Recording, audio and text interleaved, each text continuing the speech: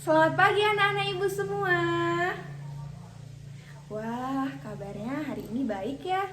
Nah, sebelum kita belajar, ada baiknya kita berdoa ya, yang akan dipimpin oleh ibu sendiri. Berdoa dimulai, berdoa selesai. Nah, ibu akan mengabsen kalian ya. Yang pertama yaitu Mawar, Ika, Cindy, Bima, dan Dwi. Oh, Dwi tidak hadir karena dia sakit. Oke. Baik, hari ini kita itu akan belajar mengenai sifat-sifat cahaya.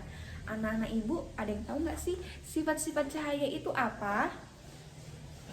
Tidak? Baik, akan ibu jelaskan mengenai sifat-sifat cahaya hari ini ya. Nah, jadi sebelum kita belajar, kita itu memiliki tujuan pembelajaran dari pembelajaran ini yang akan ibu sampaikan nanti, yaitu yang pertama, kalian mampu menjelaskan tentang mengenai terjadinya terbentuknya pelangi secara jelas dan mengerti mengenai faktor-faktor apa saja sih yang menyebabkan terjadinya pelangi, dan juga ada pemahaman tentang terkait proses terbentuknya pelangi dengan menggunakan media yang nanti ibu akan beritahu. Nah, itu tuh rahasia karena ibu akan membawakan media tersebut. Nah, sebelum kita belajar, anak-anak ibu buka buku ya, halaman 14, yaitu yang mengenai sifat-sifat cahaya. Udah dibuka bukunya semuanya? Udah? Baik. Nah, cahaya. Cahaya adalah merupakan energi yang sangat dibutuhkan dalam kehidupan sehari-hari dan untuk menerangi ruangan maupun sumber keberlangsungan hidup pada manusia. Nah, cahaya itu sangat berarti untuk kita semua ya anak-anak ibu, karena cahaya itu merupakan suatu keberlangsungan hidup untuk kita. Misalnya itu tanaman yang membutuhkan cahaya matahari. Nah, seperti itulah keberlangsungan hidup. Nah, cahaya itu sangat penting di dalam hidup kita ya, karena kalau tidak ada cahaya maka dunia akan gelap, terutama adalah matahari ya. Nah, jadi sifat-sifat cahaya itu memiliki 8. Ya, apa saja? Ada yang tahu? Tidak ada yang tahu.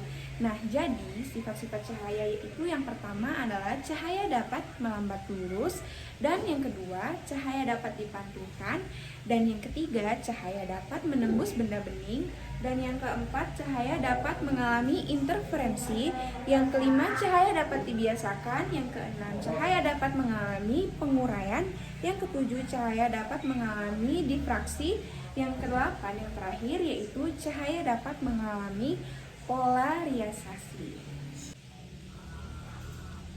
Nah, jadi faktor-faktor apa saja sih yang terjadi hingga terbentuknya pelangi?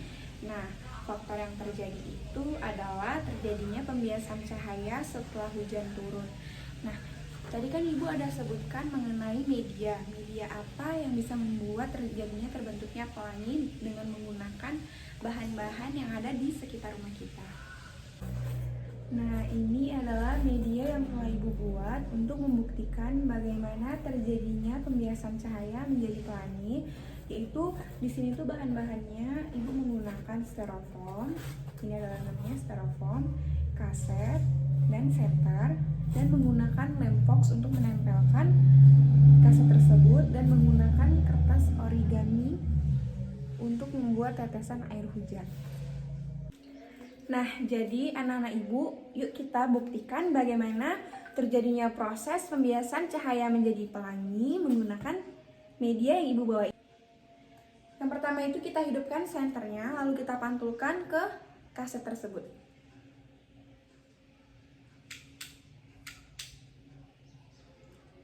Nah, sudah terlihat kan bagaimana terjadinya proses terbentuknya pelangi. Nah, jadi pembiasan cahaya adalah pembelokan berkas cahaya yang merambat dari suatu tempat medium ke medium lainnya yang berbeda kerapatannya.